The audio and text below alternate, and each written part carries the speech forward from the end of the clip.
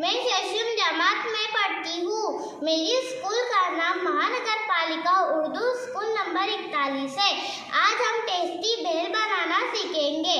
इसके लिए लगने वाला सामान, ये मुरमुरे, इस तरह की सेव, नमक, कटे हुए टमाटर, कटी हुई मिर्ची, कटे हुए प्याज, लाल मिर्च, कटा हुआ धनिया और ये टेस्ट के लिए इमली की चटनी।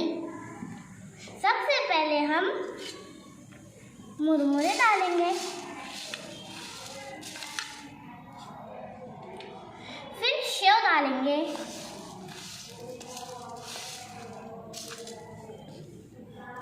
फिर नमक डालेंगे, फिर कटा हुआ टमाटर डालेंगे,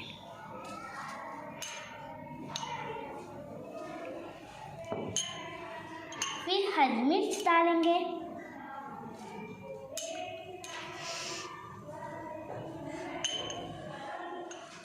कटी हुई प्याज डालेंगे,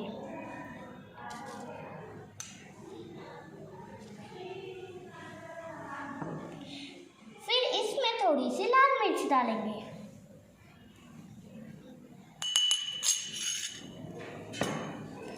टेस्ट के लिए हम इमली की चटनी डालेंगे।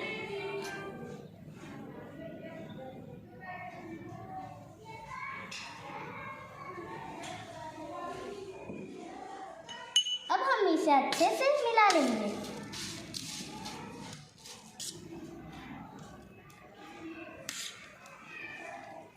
इस तरह से ये हमारी भेल मिल चुकी है।